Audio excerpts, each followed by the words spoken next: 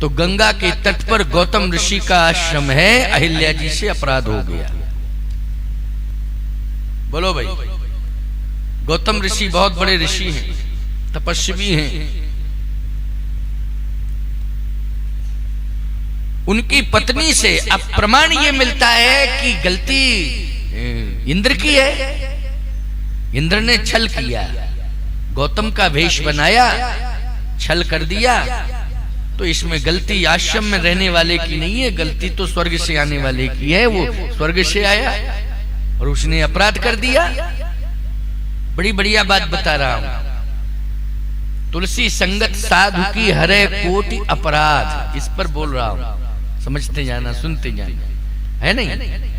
क्योंकि सत्संग से कुछ ऐसे प्रेरणादायी सूत्र मिलना चाहिए कि जो समझ में भी आवे और जिनको समझ करके हम अपनी समस्याओं से सुलझ भी ले। तभी तो सत्संग का सही लाभ है। संसार के झंझावातों में तो हम फंसे हुए हैं। लोगों ने धन कमाया, करोड़ों अरबों रुपया कमाया, लेकिन जिस भाव में आया उसी भाव में चला गया है। क्यों? चोरी का घोड़ा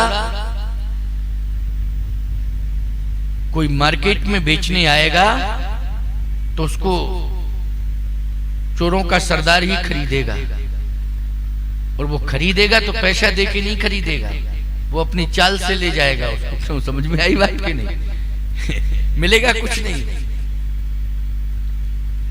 इसलिए मैं कहता हूं, जीवन में हम धन कमाएं, लेकिन उस कमाई में धर्म जुड़ा हुआ होना चाहिए। हम जीवन में सम्मान लें, लेकिन ऐसा सम्मान लें कि जो श्रद्धा से मिल रहा हो, वैसा सम्मान। जबरदस्ती से कोई सम्मान हम ले रहे हैं, दबाव से सम्मान ले रहे हैं, अपने प्रभाव का दुरुपयोग करके सम्मान ले रहे हैं, एक दिन हमें अपमानित होना पड़ेगा, विशेष रूप से अपमानित होना पड़ेगा।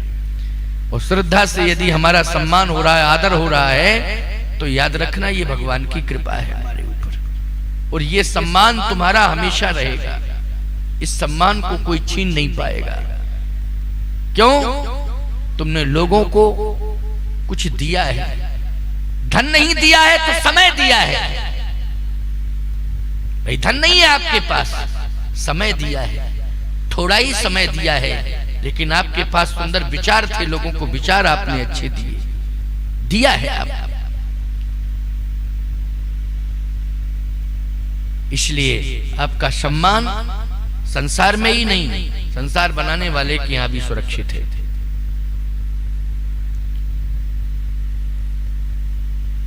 गौतम ऋषि के आश्रम में गौतम ऋषि की पत्नी अहिल्या जी भ्रमित हो गई। आप कहोगे इसमें भूल अहिल्या जी की नहीं है, ब्रह्मा की बेटी है, ब्रह्मा बुद्धि का देवता है, तो बुद्धि की पुत्री सामान्य हो सकती है क्या? बोलो भाई। ब्रह्मा जी ने, ब्रह्मा की दो बेटियां हैं, सरस्वती और अहिल्या। सरस्वती जो सारे संसार को बुद्धि देती हैं, बोलो भाई, हैं?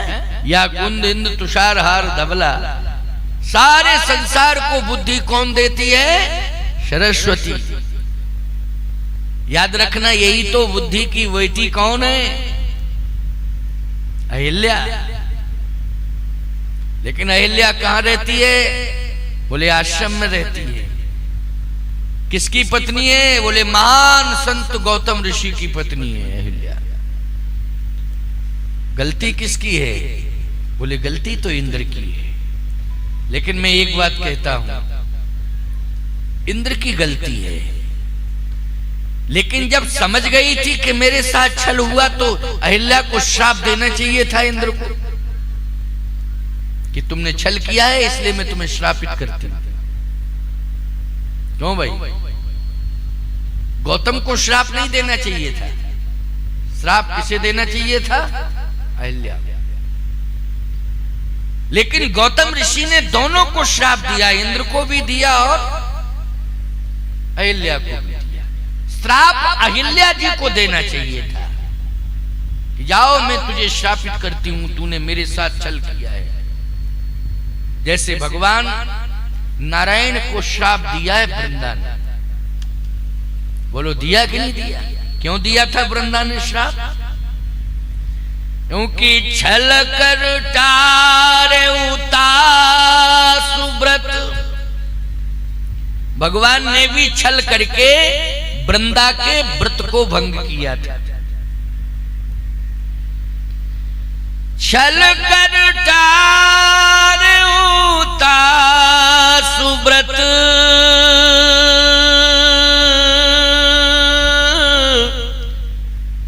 प्रभु सुर कारज कीन। देवताओं का कार्य करने के लिए भगवान ने वृंदा के साथ छल किया। तो वृंदा जब समझ गई तो उसने श्राप दे दिया भगवान को, जाओ तुम पत्थर हो जाओ। क्यों भाई दिया श्राप कि नहीं? पत्थर हो जाओ।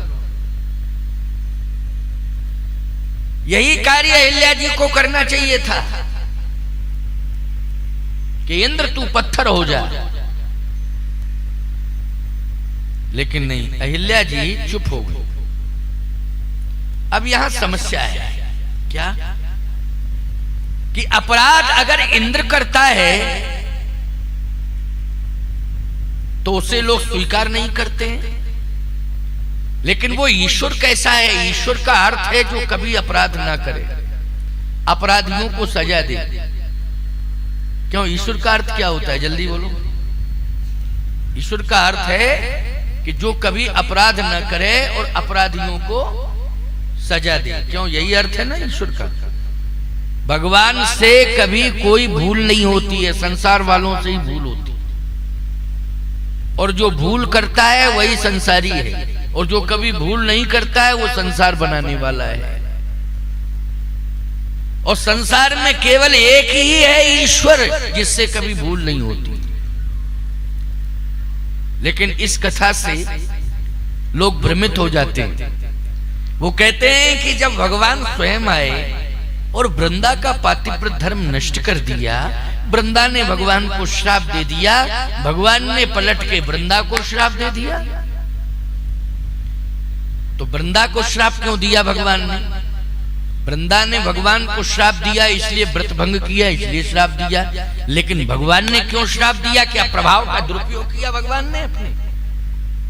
ने अपने प्रभाव का दुरुपयोग कर दिया यहाँ कि मुझ में भी ताकत है, मैं भी तुझे श्राप दे सकता हूं, इसलिए मैं तुझे श्राप दे रहा हूं। वृंदा को भी श्रापित किया भगवान। नहीं, भगवान कभी अपने प्रभाव का दुरुपयोग नहीं करते। हम लोग समझ नहीं पा रहे हैं, इसलिए तो कथाएं मन श्रद्धा से सुननी चाहिए। किससे सुननी चाहिए? श्रद्धा से सुननी चाहिए। हम लोग जो है समझ नहीं पा रहे हैं, इसीलिए सत्संग है। हरे कोटि अपराध न समझी में हम लोग आए बाएं साए बक देते हैं अपने ईश्वर के लिए, ये अपराध बन जाता है। इसलिए सत्संग सुनना चाहिए कि ये अपराध हमसे हो ना पाए, इन अपराधों से हम बचें। इसी बात का तो समाधान देने के लिए बैठा हूं सत्संग। सत्संग सुनना बहुत आवश्यक है। अगर हमने जीवन में सत्संग नहीं सुना तो हम ना जाने कितने अपराध कर बैठे, जाने में भी अनजाने में। भगवान ने भूल नहीं की, न भगवान ने अपराध किया। लेकिन आप कहोगे महाराज पातिव्रत धर्म नष्ट करना ये अपराध है। लेकिन मैं आपसे एक बात पूछ रहा हूं कि धर्म ही अगर भूल कर रहा है तो आप कहोगे महाराज धर्म तो ईश्वर का ही स्वरूप होता है, वो कहां भूल कर सकता है? फिर बात अटक गई। धर्म तो ईश्वर का स्वरूप है, वो कहां भूल कर सकता है? और फिर वो कैसा धर्म है जो भूल कर रहा है? वो धर्म होगा ही नहीं जो भूल कर रहा है। क्या बढ़िया समाधान। जीवन में एक सामान्य धर्म होता है, विशिष्ट धर्म अलग होता है। समझ गए हो? कोई पतिव्रता नारी पातिव्रत धर्म का पालन कर रही है। पातिव्रत धर्म का अर्थ है अपने पति की सेवा करना, पति के प्रति समर्पित होना, पति को ही सब कुछ समझना। यही है पातिव्रत धर्म। बोलो है कि नहीं? लेकिन पातिव्रत धर्म ये कहता है कि पति का सम्मान करना चाहिए, लेकिन पातिव्रत धर्म ये कहता है पति का सम्मान करना चाहिए, लेकिन धर्म कहता है किसी का अपमान भी नहीं करना चाहिए। बोलो भाई, धर्म क्या कहता है? किसी का अपमान भी नहीं करना चाहिए। अगर आप पतिव्रता हैं, पति का सम्मान कर रही हैं, ये पातिव्रत धर्म है। लेकिन यदि आप घर में सास ससुर का अपमान कर रही हैं, तो याद रखना कहीं ना कहीं आपसे भूल हो रही है, अपराध हो रहा है। बोलो, हो रहा है अपराध कि नहीं हो रहा है? बात समझने की जरूरत है। पति के प्रति समर्पित होना ये तो बहुत अच्छी बात है, पातिव्रत धर्म है। पति को भगवान मानना ये बहुत बड़ी बात है, पातिव्रत धर्म है। लेकिन केवल पति को ही मानना, बाकी परिवार में किसी को ना मानना, बोलो ये भूल मानी जाएगी कि नहीं मानी जाएगी? ये भूल मानी जाएगी। क्यों? सीता जी को पतिव्रता शिरोमणि कहा गया है। क्या कहा गया है? पतिव्रताओं में शिरोमणि है सीता जी। लेकिन सीता जी पतिव्रताओं में शिरोमणि हैं। उन्होंने सब कुछ पति को माना। उनसे बड़ी पतिव्रता समाज में कौन हो सकती है? लेकिन सावधानी से सुनना, उनकी माता सुने ना क्या कह रही हैं। सास ससुर गुरु सेवा करहु,